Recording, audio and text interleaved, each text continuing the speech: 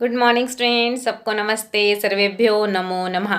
आज की कक्षा में आप सबका स्वागत है और आज हम फिर से एक नए टॉपिक के लिए उपस्थित हुए हैं और आज हमारी कक्षा का विषय है बीएससी क्लास के सिलेबस को जानना। आप सब जानते हैं परीक्षाओं का दौर आरंभ हो चुका है और इस बार तो परीक्षाएं बहुत सारा जो आपने सिलेबस है ऑनलाइन के माध्यम से सीखा है और कहीं स्टूडेंट्स ऐसे भी हैं जहां नेटवर्क के इशू के कारण या कहीं अन्य समस्याओं के कारण आप अपने सिलेबस को नहीं जान पाए हैं। तो ये कक्षा आपको बहुत हेल्प करेगी क्योंकि आप जानते हैं स्टूडेंट्स, क्वेश्चन पेपर को अटेम्प्ट करने के लिए सबसे पहले हमें अपने यूनिट वाइज सिलेबस को जानना ज़रूरी है। किस यूनिट में कितने लेसन है, क्या ग्रामर पार्ट है, कितने श्लोक हैं, कितनी कहानियाँ हैं। ठीक है स्टूडेंट्स, तो आज हम अपने पहले सिलेबस को जानेंगे। पर बीएससी स्टूडेंट्स के लिए सबसे बड़ी मुश्किल कहाँ आती है? मुश्किल ये आती है कि उनके पास पहले से ही बहुत ज़्यादा सब्जेक्ट्स हैवी होते हैं। जैसे मैथ्स के 3 पेपर क्लियर करने हैं, केमिस्ट्री के 3 हैं, फिजिक्स के 2 हैं, बायो है। तो इतने सारे सब्जेक्ट्स और संस्कृत सब्जेक्ट कहीं ना कहीं पीछे छूट जाता है। पर आप ये भी जानते हैं कि संस्कृत में हम कम पढ़कर ज़्यादा नंबर ले सकते हैं। तो वो सिलेबस क्या है, उसको याद करने की टेक्निक कैसे है, वो कैसे हमें अच्छे मार्क्स उसमें लेने हैं। तो स्टूडेंट्स, जिन भी स्टूडेंट्स ने बीएससी क्लास में, बीएससी सेकेंड ईयर में संस्कृत सब्जेक्ट को ऑप्ट किया है, तो आप सब धन्यवाद के पात्र हैं क्योंकि आपके मार्क्स तो बनेंगे ही बनेंगे। और उसके अलावा आप अपनी विरासत के रूप में अपने धार्मिक ग्रंथों से भी किसी ना किसी अंश में जुड़ जाएंगे क्योंकि आपके जो चैप्टर्स हैं रामायण से, महाभारत से, गीता से, वेद उपनिषदों से कुछ ना कुछ अंश के रूप में दिए गए हैं। और इसके साथ साथ आप जानते हैं स्टूडेंट्स, बचपन में हम कहानियाँ सुना करते थे। वो कहानियाँ अब भी हमारे सिलेबस में हैं। वो पंचतंत्र हितोपदेश की कहानियाँ, उनकी शिक्षाएं आज भी हमारे जीवन में कितनी अधिक लाभप्रद हैं। तो इन कहानियों को भी हमें पढ़ने का अवसर मिला है। तो स्टूडेंट्स, इसलिए अगर आप किसी भी डाउट में हैं, कोई भी आपकी क्वेरी है, तो ये वीडियो आपको बहुत हेल्प करेगी। आप अपने सिलेबस को जानकर क्वेश्चन पेपर को बहुत आसानी से अटेम्प्ट कर सकते हैं। तो चलिए स्टूडेंट्स, बढ़ते हैं अपने सिलेबस की ओर। चलिए स्टूडेंट्स, अपने सिलेबस को हम जानते हैं कि हमारे पास किस यूनिट में क्या क्या है और हमें कैसे याद करना है, कितने मार्क्स के हैं। तो आपकी कोई भी क्वेरी, कोई भी डाउट है तो देखिए, आपको सिर्फ टाइम को मैनेज करना है और अपने यूनिट्स को अच्छे समझकर अपने क्वेश्चन पेपर को अटेम्प्ट करना है। तो चलिए देखते हैं स्टूडेंट्स, आपका क्वेश्चन पेपर 40 मार्क्स का है। ठीक है, पहले यूनिट में आपके पास संस्कृत चयनिका आपकी बुक का नाम है और उसमें आपको पद्य भाग 1 से 5 पार्ट है, यानी श्लोक वाले हिस्सा, श्लोक वाले लेसन है। 1 से 5 लेसन आएंगे, वो आपके 8 नंबर के हैं। सेकेंड यूनिट में आपके पास बुक वही है, संस्कृत चयनिका, और गद्य भाग है हमारा, यानी कहानियों के लेसन है। 1 से 5 लेसन आएंगे। ये भी हमारा 8 मार्क्स का है। थर्ड यूनिट में हमारे पास ग्रामर का काम है और उसमें आपको पास शब्द रूप आए हैं राम, देव, फल, जो एक समान चलते हैं। मुनि, साधु, ईकारांत उकारांत की मात्रा वाले एक समान चलते हैं। मातृ शब्द रूप, पितृ शब्द रूप एक समान चलते हैं। तद का तीनों लिंगों में आया है, अस्मद और युष्मद आया है। तो इतने शब्द रूपों को आप बड़ी आसानी से कर सकते हैं। तो ये भी आपका कार्य जो है 8 नंबर का है, 8 मार्क्स का है। यूनिट 4 देख लेते हैं। उसमें भी आपके पास ग्रामर का काम है। आपके पास स्वर संधि आई है। स्वर संधि आपके पास, उसके भेद हैं 8, जिसमें से 4 भेद आपको इस सेमेस्टर में हैं और अगले सेमेस्टर में अगले 4 भेद हैं, जिसमें से आपके पास यन संधि है, अयादि संधि है, गुण संधि है और वृद्धि संधि है। तो चलिए देखते हैं, ये भी आपके पास 8 मार्क्स का काम है, तो आप देख सकते हैं। और उसके अलावा आपके पास यूनिट 1 कह लीजिए या उसको 5th कह लीजिए, तो आपके पास वेरी शॉर्ट क्वेश्चन आएंगे। हर एक यूनिट से आपको 2-2 क्वेश्चन दिए जाएंगे, जो मिलकर आपके पास 8 नंबर के हो जाएंगे। तो ये आपका 40 मार्क्स का पेपर है। तो देखिए, यूनिट 1 में आपके पास जो श्लोक वाले लेसन है, पद्य भाग है, वो 1 से 5 लेसन है। तो वो कौन कौन से हैं और कैसे हमें अटेम्प्ट करने हैं, तो थोड़ी सी इंट्रोडक्शन हम उसकी भी कर लेते हैं। तो देखिए स्टूडेंट्स, आपके पास पहला लेसन है ईशस्त्व। जैसा नाम वैसा इसका अर्थ है, ईश्वर की स्तुति। और यह आपका पहला पार्ट जो है ईशस्त्व, ये आपके वेदों और उपनिषदों से लिया गया है। इसमें 5 श्लोक नहीं कहेंगे स्टूडेंट्स, मंत्र हैं, क्योंकि ये खास हमारे हमें जीवन की ओर बड़ी सारी सुंदर डायरेक्शन दे जाते हैं। वेद से हैं, उपनिषद से हैं। एक मंत्र आपका कठोपनिषद से है, दूसरा वाला श्वेताश्वरोपनिषद से है, तीसरा आपका यजुर्वेद से है, चौथा और पांचवा आपका मंत्र जो है अथर्ववेद से है। तो इस प्रकार ये 5 मंत्र आपको, 5 श्लोक, 5 मंत्र आपको इस लेसन में मिलेंगे। और दूसरे लेसन का नाम है वयम त्वाम भजामा, हम आपका भजन करते हैं, हम तुम्हारा भजन करते हैं। और यह पाठ आपके राइटर हैं जो आदिगुरु शंकराचार्य हैं, और उन्हें वेदांत स्तोत्र संग्रह से लिया है।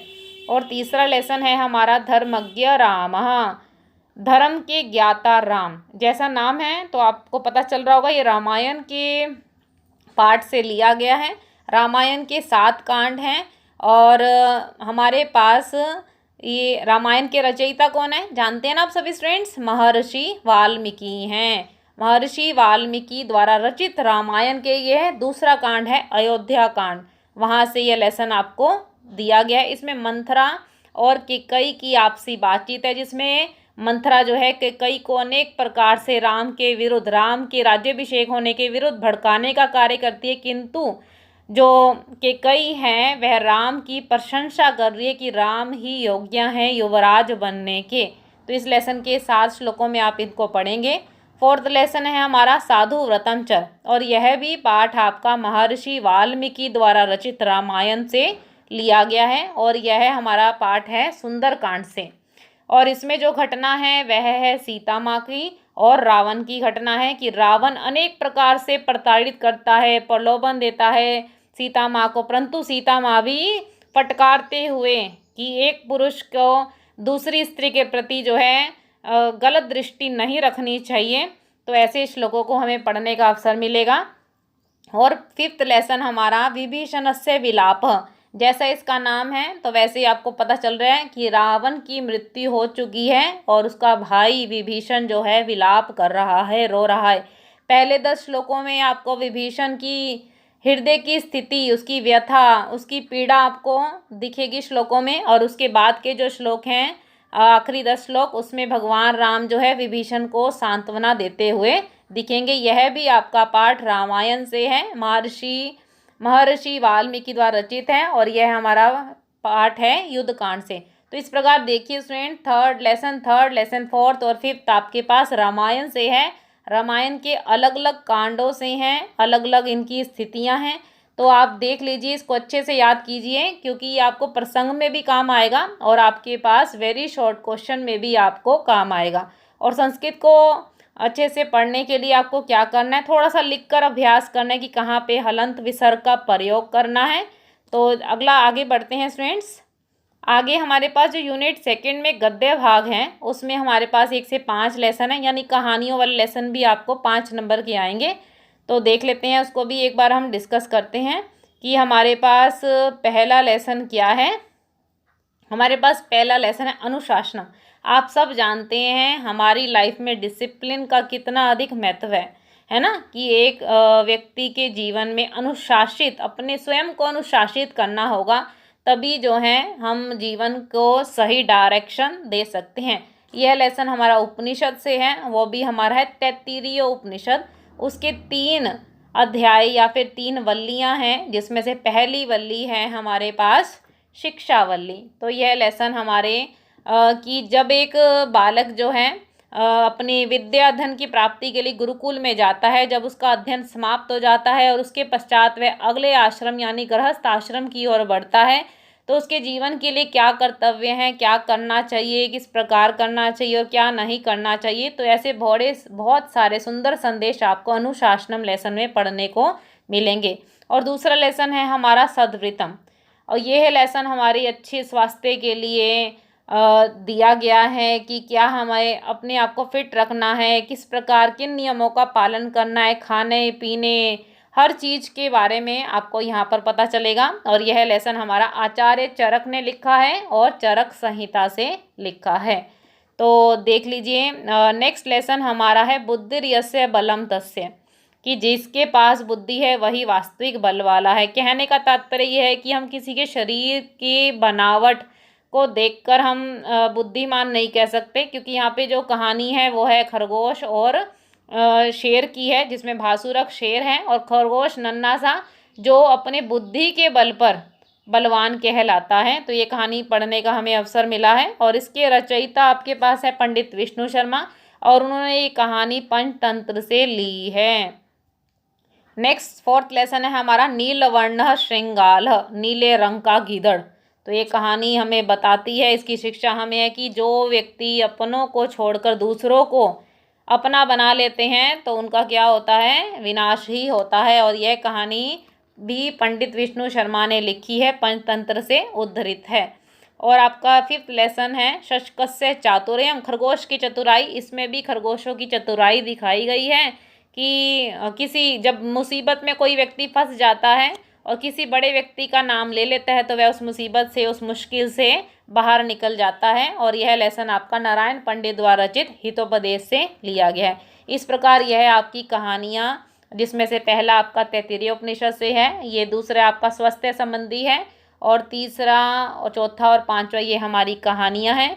तो स्टूडेंट्स, आपने अपने सिलेबस को अच्छे से जान लिया है गद्य और पद्य में। और उसके अलावा 3rd यूनिट में आपके पास शब्द रूप हैं, जो पिछले कई लेक्चर से हम आपके साथ डिस्कस कर रहे हैं। और आपके पास 4th यूनिट में संधि का कार्य है, जो हम पिछली छोटी क्लासेस से 6 से 7 से 8 से करते आ रहे हैं, वही है, वही आपको सॉल्व करना है।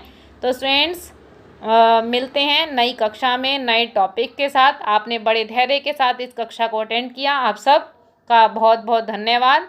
तो आपका कोई भी क्वेरी है, कोई भी डाउट है तो आप अपने ले सकते हैं, कमेंट बॉक्स में डाल सकते हैं। ये क्लास आपको कैसे लगी यह भी ज़रूर बताइए और अपने फ्रेंड्स के साथ इसको शेयर ज़रूर कीजिए।